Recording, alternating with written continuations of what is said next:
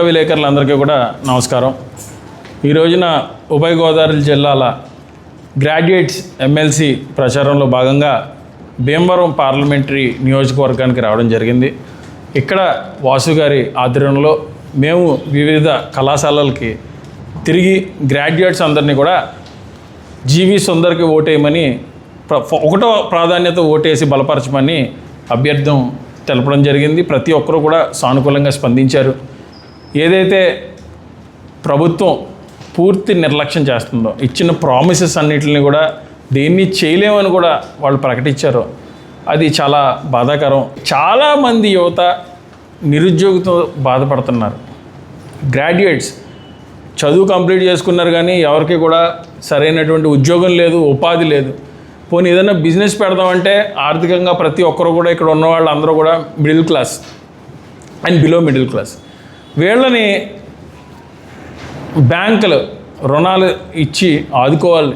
కానీ నిజంగా కూడా ఇప్పుడు ప్రస్తుతానికి ఉన్నటువంటి టర్మ్స్ అండ్ కండిషన్స్ వస్తే సామాన్యుడు అన్నోడికి ఉద్యోగం రాదు, వ్యాపారం పెట్టడానికి డబ్బులు కూడా లేవు. సో ఇటువంటి పరిస్థితుల్లో ఈ అన్నిటి గురించి కూడా ఏ ఒక్కరు కూడా అసెంబ్లీ కానీ లేకపోతే పార్లమెంట్లో కానీ లేదా కౌన్సిల్లో కానీ ఎవరు కూడా మాట్లాడట్లేదు. ఇప్పుడు ఉన్న వాళ్ళు అందరూ కూడా ఆ బంట్రోతులు లాగే ఉన్నారు. ఎమ్మెల్యేలు కానీ ప్రస్తుతానికి ఉన్నటువంటి ఎమ్మెల్సీలు కానీ పార్లమెంట్ సభ్యులు కానీ ఆ పార్టీ నాయకుల కింద బంట్రోతుల కింద వ్యవహరిస్తున్నారు తప్పించి వీళ్ళెవరు కూడా నాయకత్వంతో ముందుకి ఉండి ప్రజల తరపున ఉంటున్నారని మనమైతే నిజంగా అబ్జర్వ్ చేయట్లేదు. సో దీంట్లో భాగంగా ఎన్నో పోరాటాలు చేస్తున్నటువంటి హర్ష్ కుమార్ గారు ఈ రోజున ఒక అభ్యర్థిని నించోబెట్టి ఇతను మీకు సమాజంలో సేవ చేస్తాడు అని చెప్పి బలపరచడం జరిగింది. ఆయన ఎవరో కాదు, ఆయన చిన్న కుమారుడు శ్రీరాజ్ సుందర్.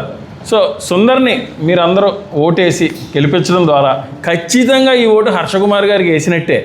రేపు పొద్దున్న ఏ విధమైనటువంటి సమస్య ఉన్నా కూడా మేము అన్నకు తెలుసు మేము ఎలా ఉంటామో ఒక్క నిమిషంలో స్పందిస్తాం. అసలు అర్ధరాత్రి 12 గంటలకు కూడా అన్న ఎప్పుడన్నా ఫోన్ చేస్తే ఫస్ట్ రింకే ఫోన్ ఎత్తుతాం. మనందరం కూడా ఇప్పుడు ఒక బ్యాచ్ కింద ఏర్పడ్డాం.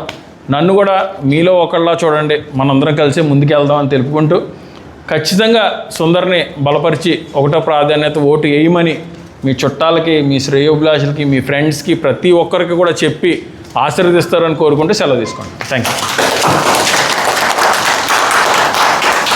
ఇప్పుడు జీవి సుందర్ అనే అభ్యర్థి ఎవరైతే ఉన్నారో ఆయన మా తమ్ముడు. అతన్ని ఎమ్మెల్సీ బల్లో ముందు నుంచి కూడా సుందర్కి ఆ విద్యార్థి రాజకీయ అంటే ఎడ్యుకేషనల్ ఆస్పెక్ట్లోనే ఉన్నాడు. ఎడ్యుకేషనల్ ఇన్స్టిట్యూట్స్ మీదే అతని ఫోకస్ అంతా ఉంటుంది. అందుకనే ఈ గ్రాడ్యుయేట్స్ ఎమ్మెల్సీ దాంట్లో ఏదైతే మేము 91 నుంచి కూడా రాజీవ్ గాంధీ విద్యా సంస్థలు అనేవి నడుపుతూ కొన్ని లక్షల మంది, కొన్ని వేల మంది విద్యార్థులకి మేము ఒక బాసట అందించడం జరిగింది. అలాగే మేము ఒక ప్రత్యేకమైనటువంటి అసలు రాజమండ్రిలో 100 కంప్యూటర్లతో ఫస్ట్ కంప్యూటర్ ల్యాబ్ మాదే. తూర్పుగోదావరి జిల్లాలో there is no other educational institutes. 1991లోనే 100 కంప్యూటర్లతో మేము ఒక ఎడ్యుకేషనల్ ఇన్స్టిట్యూట్ స్థాపించి బీసీఏ, ఎంసీఏ లాంటి వైజాగ్ వెళ్ళి చదువుకునే పరిస్థితి కాకుండా రాజమండ్రిలోనే కంప్యూటర్ విద్యను అందించినటువంటిది మా ఫాదర్ ఒక్కరే. సో మీ చేతిలో ఉన్నది బ్యాలెట్ పేపరు. ఇది డమ్మీ బ్యాలెట్ అనమాట. ఏదైతే ఎమ్మెల్సీ ఎలక్షన్కి ఈ విధమైనటువంటి బ్యాలెట్టే ప్రతి ఒక్కరికి ఉంటుంది. నేను ఇప్పుడు మీకు చెప్పేది ఏంటంటే ఖచ్చితంగా మీరు ఈ బ్యాలెట్లో ఈ ఫోటో పక్కన ఒకటేసి ఇతన్ని బలపరిచి, సుందర్ని బలపరిచి మీరు వాట్సాప్ స్టేటస్లో కూడా అప్లోడ్ చేసి మీ ఫ్రెండ్స్ అందరినీ కూడా ఏదైతే ఎమ్మెల్సీ ఎలక్షన్ ఫిబ్రవరి 27-28 తారీఖులో జరగబోతుందో ఆ తారీఖున ఒకటో ప్రాధాన్యత ఓటేసి బలపరచమని మీ ఫ్రెండ్స్ అందరినీ కూడా మీరు అభ్యర్థిస్తారని నేను కోరుకుంటున్నాను. Okay, thank you.